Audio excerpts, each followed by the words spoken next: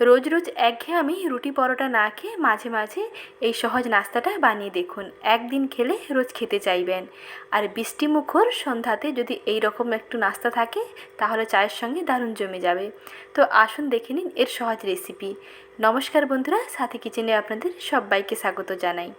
প্রথমে দেখুন নাস্তাগুলো বানাতেই একটি মিক্সিং বোলের মধ্যে দিয়ে দিচ্ছি 1 কাপ ময়দা। প্রথমে আমি ময়দাটা মেখে নেব। তার জন্য দিলাম ময়দা, আর দিচ্ছি 1/4 টিস্পুন লবণ, আর 1 টেবিল স্পুন দিয়ে দিচ্ছি সাদা তেল। এখানে সর্ষে তেল ছাড়া যে কোনো ধরনের রিফাইন্ড অয়েল আপনারা দিতে পারেন, আর না হলে অল্প একটু বাটারও অ্যাড করতে পারেন, তাহলে দেখবেন টেস্টটা আরও বেটার আসবে। এখন সব কিছুকে একসঙ্গে ভালো করে মিশিয়ে নিচ্ছি। ময়ামটা ভালো করে দিয়ে নিই, অল্প করে জল দিয়ে একটা ময়দার খামি তৈরি করে দিচ্ছি। যেমন নর্মাল আমরা রুটি কিংবা পরোটা বানাই, যেমনই আমরা ডোটা তৈরি করি ঠিক তেমন করে ডোটা বানাতে হবে। একেবারে শক্ত বানানো চলবে না, আবার একেবারে নরম হলেও ভালো লাগবে না। মোটামুটি এই রকম একটা ময়দার ডো তৈরি করে নিয়ে তার থেকে দেখুন একটু বড় মাপের লেচিগুলো কেটে নিয়েছি। সাধারণত আমরা যেমন রুটি বানাই তার থেকে একটু বড় করে লেচিগুলো কাটতে হবে। এদিকে লেচিটা কেটে নিয়েছি, আর এদিকে দেখুন একটা পুর তৈরি করে নিচ্ছি। তার জন্য কড়াইতে প্রথমেই দিয়ে দিলাম সাদা তেল, তারপরে দিয়ে দিচ্ছি কুচনো রসুন। রসুনটা একটু ভাজা ভাজা করে নিয়ে দিয়ে দিচ্ছি কুচনো পেঁয়াজ। পেঁয়াজটাকে এরকম মিহি করে ছোটো করে কেটে নিয়েছি, আর দিয়ে দিচ্ছি কুচনো কাঁচা লঙ্কা। ঝাল আপনারা আপনাদের পছন্দ মতো বাড়িয়ে কিংবা কমিয়ে নিতে পারেন। আর দিয়ে দিচ্ছি অল্প একটু কুচনো ধনেপাতা। সমস্ত কিছু একসঙ্গে একটু ভাজা ভাজা করে নিচ্ছি। কিছুক্ষণ এইভাবে নাড়তে নাড়তে দেখবেন পেঁয়াজটা একটু যখন হালকা ভাজা ভাজা হয়ে যাবে তখন তাতে দিয়ে দিচ্ছি লবণ। একটি চা চামচের হাফ চামচ লবণ, হাফ চামচ হলুদ পাউডার এবং হাফ চামচ দিয়ে দিচ্ছি লাল লঙ্কার গুঁড়ো, আর দিচ্ছি হাফ চামচ গরম মশলার গুঁড়ো। সমস্ত কিছু একসঙ্গে আবারও একটু মিশিয়ে নিচ্ছি।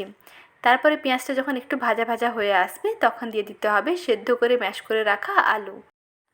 আলু প্রথমে জল দিয়ে ভালো করে সেদ্ধ করে জলটা ঝরিয়ে একটি গ্রেটারের সাহায্যে গ্রেট করে নেবেন, তাহলে কিন্তু আরও দুর্দান্ত হবে খেতে। এইভাবে রেসিপিটা একবার বানিয়ে দেখুন, আর কেমন লাগে আমাকে কমেন্ট সেকশনে জানাবেন। আর বৃষ্টিমুখর সন্ধ্যাবেলাতে একবার হলেও এই রেসিপিটা বানিয়ে বাড়ির সবাইকে সার্ভ করুন, দেখুন সবাই আপনার প্রশংসা করতেই থাকবে।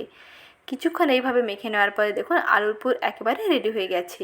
গ্যাসের আঁচটা বন্ধ করে দিয়েছি, আলুর পুরটাকে নামিয়ে নিয়েছি, একটু ঠান্ডা করে নিচ্ছি। আর এদিকে সেই লেচিগুলো নিয়ে একটি রুটির মতন তৈরি করে নিচ্ছি।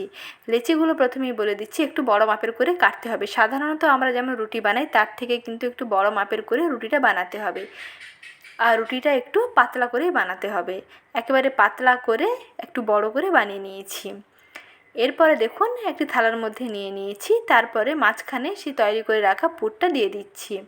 তৈরি করে রাখা আলুর পুর এখানে মাঝখানে দিয়ে দিতে হবে। এখানে আপনারা আলুর পুরের বদলে সয়াবিন কিংবা চিকেন যে কোনো ধরনের পুর আপনারা ব্যবহার করতে পারেন, সবটাই খেতে ভালো লাগবে। তবে নর্মালি আলুটা সবার কাছে খুবই অ্যাভেলেবেল থাকে আর সহজেই বানিয়ে নেওয়া যায়, তাই আলু দিয়েই আমি দেখিয়ে দিচ্ছি। এখানে আপনারা যে কোনো ধরনের পুর দিতে পারেন। এখন এইভাবে ফোল্ড করতে হবে।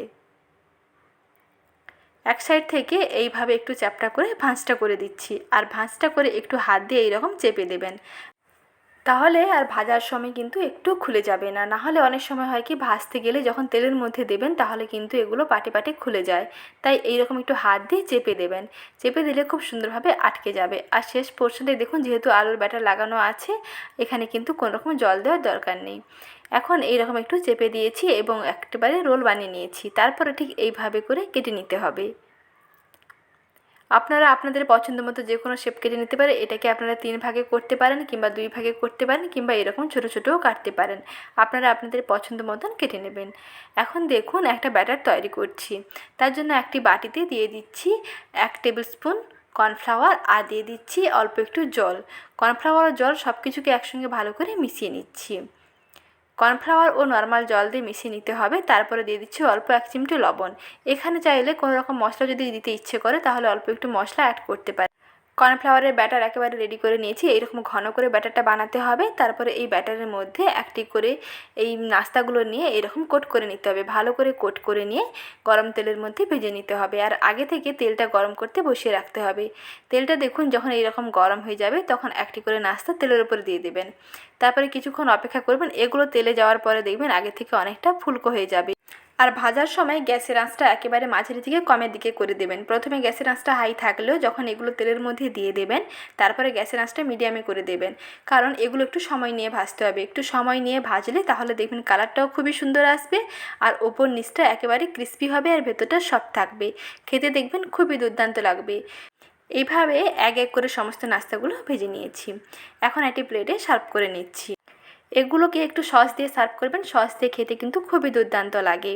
তাহলে এই রকম সহজ সহজ রেসিপি পেতে চ্যানেলটিকে প্লিজ সাবস্ক্রাইব করে নেওয়ার অনুরোধ থাকলো। সঙ্গে লাইক শেয়ার করতে একেবারেই ভুলবেন না। নাস্তাগুলো দেখিয়ে দিচ্ছি, দেখুন কতটা ক্রিস্পি হয়েছে। ওপরটা এরকম ক্রিস্পি থাকবে আর ভেতরটা এরকম সফট থাকবে। আজ এই পর্যন্ত, ভালো থাকবেন, দেখা হচ্ছে নেক্সট ভিডিওতে। আর এতক্ষণ সময় দিয়ে রেসিপি দেখার জন্য ধন্যবাদ।